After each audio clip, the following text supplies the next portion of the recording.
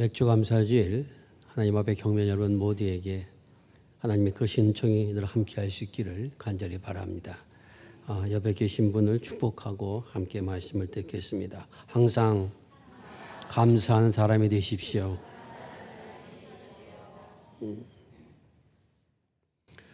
이번 시청역에서 난 사고를 여러분 다 알고 계실 겁니다.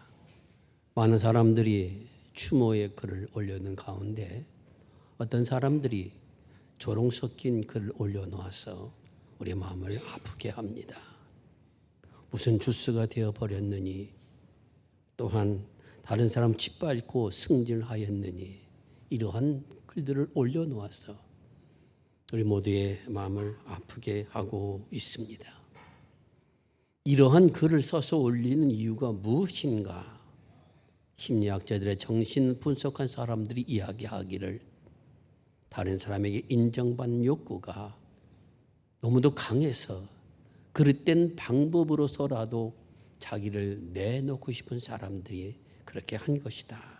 이렇게 이야기하고 있습니다.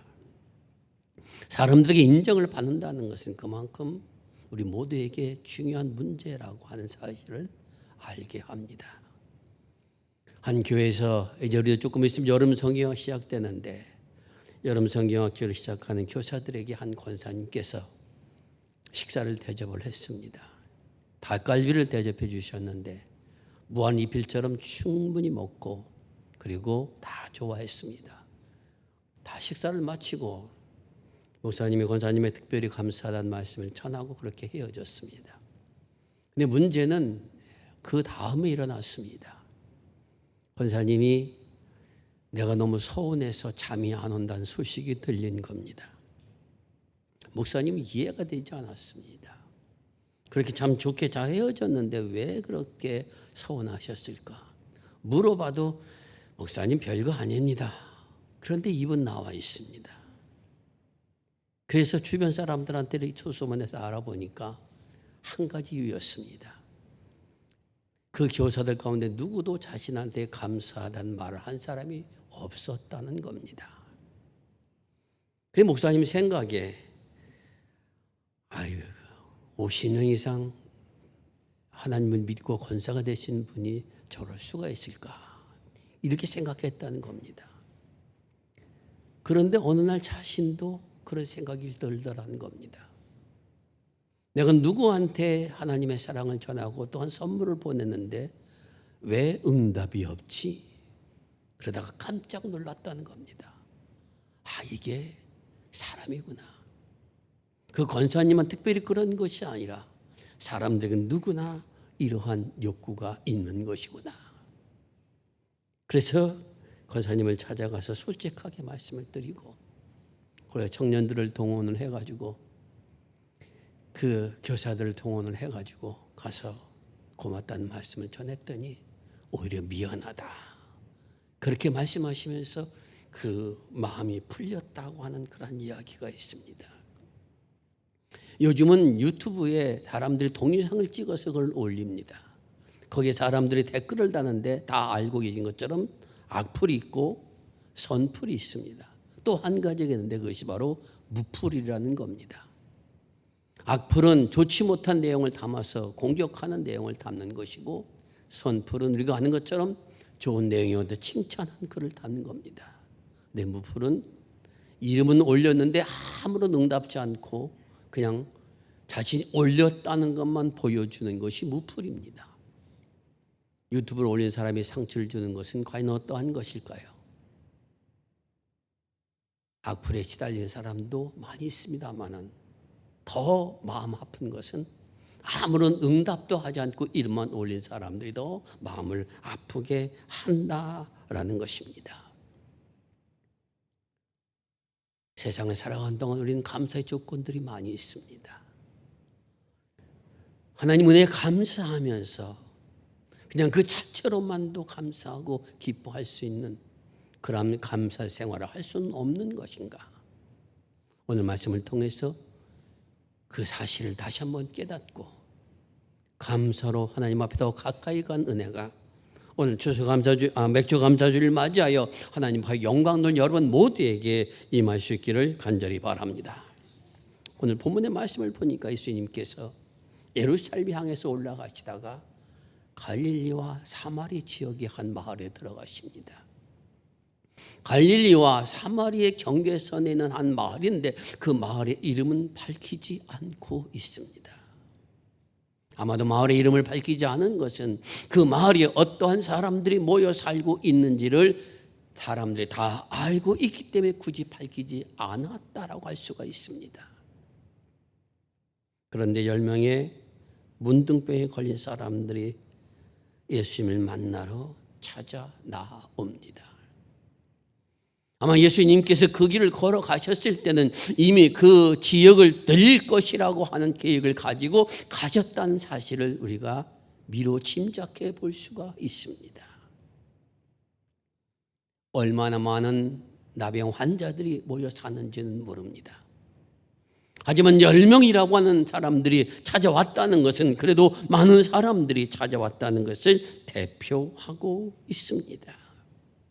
그들이 예수님을 찾아와서 이렇게 말합니다. 선생님이여, 우리를 긍휼히 여겨 주소서. 우리를 불쌍히 여겨 달라는 겁니다. 우리의 병을 치유해 주옵소서. 이렇게 기도한 것도 아니고 이렇게 간청한 것도 아닙니다. 거리도 멀리 서 있습니다. 왜 멀리 서 있습니까? 당시에 나병에 걸린 사람들은 집단으로 모여 살았습니다. 어쩔 수 없이 거리로 나가야 될 때는 그 거리에서 나는 나병에 걸렸습니다. 나는 나병에 걸렸습니다. 라고 사람들 앞에 경계를 해야 됩니다. 다른 사람들이 그 병이 옮기지 않도록 그렇게 미리 경계할수록 그것이 그 당시 사회의 풍습이었습니다. 그러니 멀리 서서 그들이 할 수 있는 것은 큰 소리로 외칠 수밖에 없는 겁니다. 주여, 선생님이여, 우리를 불쌍히 여기소서. 그렇게 그들은 외치고 있습니다.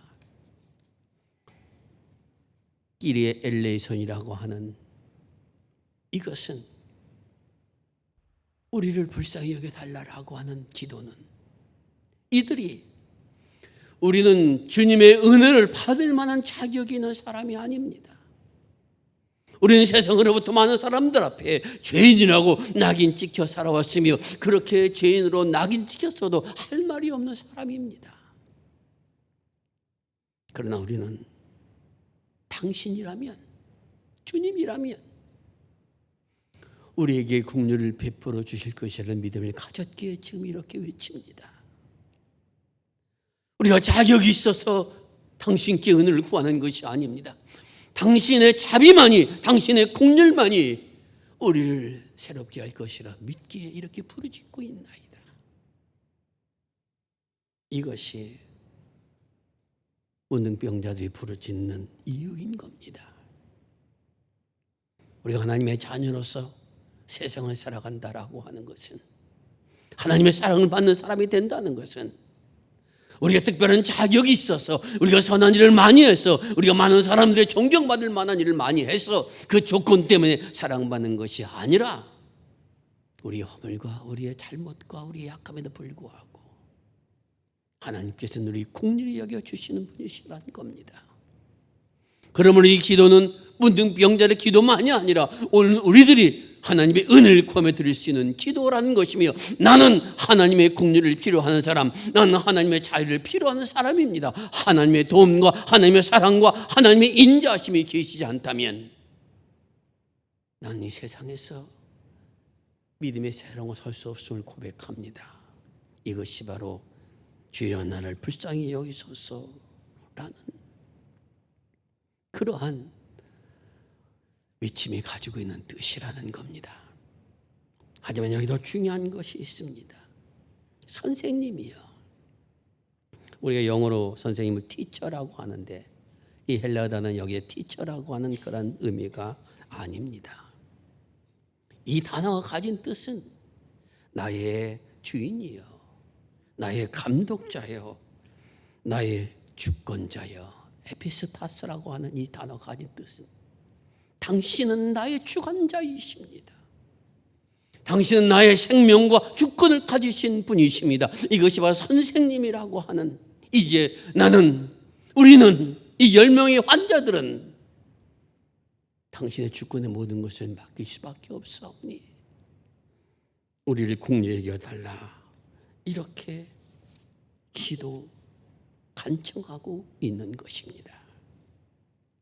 주님께서는 그들에게 이렇게 말씀하셨습니다. 너희 몸을 제사장들에게 보여주어라. 당시에 문둥병에서 나았다는 것을 선언할 수 있는 사람은 제사장이었습니다. 그 제사장이 그 사람의 상처를 살펴보고 이 사람은 문둥병에서 나았습니다라고 선언하면 그 다음부터 마을에 들어가서 유대의 한 사람을 설 수가 있었습니다. 그들은 그 의미를 알고 있습니다. 자, 그런데 여러분, 이들이 믿고 갔다는 겁니다. 여러분이 문둥병에 걸려서 그 세월이 얼마인지 모르는데 우리를 긍휼히 여겨주소서라고 멀리서 외칠 때 예수님께서 제사장에 가서 너희 몸을 보이라, 그 말씀을 믿고 간다는 거 그렇게 쉬운 일이 아닙니다. 저들은 적어도 나올 때부터 예수님의 말씀에 순종할 그 예수님의 말씀을 들을 것이라고 하는, 나의 주권자 나의 주제의 말씀을 들을 것이라고 하는 믿음이 있었기에 그들 순종할 수 있었다고 하는 것을 우리에게 강조하여 전하고 있습니다. 진흙을 발라 눈에 바라준 것도 아니고 손을 잡아주신 것도 아니고 안아주신 것도 아니고 멀리 서서 제사장에 가서 너희 몸을 보이라. 그래도 그들이 믿고 갔다는 것입니다. 그들의 믿음이 얼마나 컸는가 하는 것을 우리에게 생각하게 합니다. 10명 모두가 믿음이 있는 사람이었습니다. 예수께서 자신의 병을 고쳐주실 것이란 희망과 믿음을 가지고 찾아왔고, 그리고 말씀을 듣고 제사에 가라 하는 말씀 앞에 순종하는 믿음의 사람들이었습니다. 문제는 고쳐진 다음에 일어났습니다. 10명이 모두가 하다가 다 몸에 나은 것을 그들이 느꼈습니다. 그런데 그 중에 한 사람만 예수님 앞에 돌아왔습니다. 그리고 주님 앞에 돌아와 무릎을 꿇고 경배를 올립니다. 하나님의 영광을 돌립니다. 그 모습을 보면서 주님께서 이렇게 말씀하십니다. 10명이 다 고침을 받지 않았느냐? 9은 어디에 있느냐? 하나님 앞에 영광을 돌리러 온 사람은 이 이방인 외에는 없더냐? 누구에게 이 질문을 지금 던지고 계십니까? 제자들입니까? 모여진 무리입니까? 아니면 지금 하나님 앞에 영광을 돌리는 그 사람을 칭찬하기 위해서 이렇게 물음을 던지고 계십니까? 누가복음에서 오늘 이 말씀을 우리에게 전하는 것은 이 질문의 말씀을 지금 오늘 우리들에게 전하고 있다라는 것입니다. 10명 중에서 한 사람만이 하나님 앞에 감사의 마음을 가지고 와서 영광을 돌리는 이 모습을 보라는 것입니다. 너희들은, 이 말씀을 듣는 너희들은 과연 9에 속한 사람이냐, 한 사람에 속한 사람이냐 한번 생각해 보라는 것입니다. 물론 우리도 주님께서 내 질병을 고쳐주셨다면 우리는 감사하지 않을 수 없을 것입니다. 그렇게 고백할는지 모릅니다. 그 이유가 있는 그런 감사입니다. 하지만 10명 중에 한 명이 찾아왔다라고 하는 이 사실은 과거나 지금이나 하나님 앞에 감사의 영광을 돌린다는 것은 그렇게 쉬운 일이 아니라는 사실을 우리들에게 보여주고 있습니다. 그렇게 질문하신 다음에 어떠냐 묻지 아니하시고 이제는 그 돌아와 영광 돌리고 무릎 꿇은 사람 앞에 주님께서 다가서셔서 이렇게 말씀하십니다. 일어나라. 내 믿음이 너를 구원하였느니라. 내 능력이, 내 권능이 내가 하나님의 아들로서의 힘을 가지고 너를 구원했노라. 그렇게 말씀하지 않습니다. 내 믿음이 너를 구원하였노라. 그러니 일어나라. 이 일어나라란 단어가 앉은 자리에서 일어나라는 것만이 아닙니다. 예수께서 부활하셨다라는 단어도 이 같은 단어, 에게이로는 단어를 씁니다. 일어나 짐을 받게 되었다는 겁니다. 오늘 일어나라 이렇게 명령하시는 것도 이제는 내가 과거의 삶에서 새로운 삶으로 변화를 가져왔으니 이제는 일어나서 하나님의 거룩한 백성으로 살아가라. 너는 이제 구원받은 나의 자녀가 되었다. 이것이 주님이 그에게 주신 축복의 말씀입니다. 병의 치유를 받았다고 해서 구원받은 자녀가 되는 것은 아니라는 사실입니다. 질병의 치유에 은혜와 감사 다 알고 있지만 그러나 진정한 치유와 감사는 일어나서 내가 하나님의 구원받은 백성으로서의 삶의 전환과 방향이 이루어지는 이러한 역사가 일어나야 된다라고 하는 사실을 우리에게 분명하게 깨닫게 하여 주고 있습니다. 진정한 구원의 삶은 예수 그리스도를 만나서 하나님의 말씀의 뜻을 따라 가기로 결단하며 아버지의 나라 이룰 때까지 나는 주님을 바라보며 걸어가겠습니다 라고 하는 결단이 있는 이것이 바로 구원의 삶인 것이며 그 구원이 완전하게 이루어지는 것이 바로 하나님 나라라는 사실을 우리에게 깨닫게 하여 주고 있습니다. 땅에 사랑한다는 오늘 우리들은 여러 가지 질병에 시달리기도 하며 어려움에 시달리기도 합니다. 그것이 우리의 인생의 모습이기도 합니다. 하지만 이러한 인생의 종착지가 여기가 아니라 아버지의 나라, 그런 죽음과 고통과 아픔이 없는 그곳에 이루고자 우리를 불러주셨음을 기억하며 결단에 걸어가는 삶이 바로 구원의 삶이라는 것이며 오늘 주님께서는 이 나병 환자, 하나님 앞에 감사하는 자, 찬양하는 자, 그로 하여금 그러한 길에 설 수 있도록 주께서 은혜를 베풀어 주신 것입니다. 사랑하는 성도 여러분, 우리는 삶의 방향을 바꾼 사람들입니다. 내가 원하고 내가 뜻한 대로 인생을 살 것이 아니라 이제는 하나님의 약속의 말씀을 따라서 나는 천성을 바라보며 살아가는 하나님의 사람이 되었습니다. 나는 삶의 방향이 하나님을 향해서 걸어가는 사람이 되었습니다. 이것이 바로 우리 믿음의 사람들입니다. 물론 100% 그 말씀을 따라 산다고 자신할 사람은 없을 것입니다. 하지만 그 방향에서 걸어가는 동안 성령께서 우리를 일으켜 세워 주실 것입니다. 일어나라 말씀하신 하나님께서 오늘 우리의 손도 붙잡아 주실 것입니다. 연약한 자리에 섰을 때 주님 앞에 나와 주님 내가 연약합니다 고백할 때 성령의 이로가 우리와 함께하여 줄 것입니다. 주님 내가 너무 슬퍼서 눈물이 나며 어떻게 해야 될지 모르겠습니다라고 하나님 앞에 부르짖을 때 성령께서 우리 속에 찾아와 주셔서 우리의 손을 잡아주시며 일으켜 세워주시며 일어나라 내가 너와 함께할 것이다 말씀하여 주실 것입니다.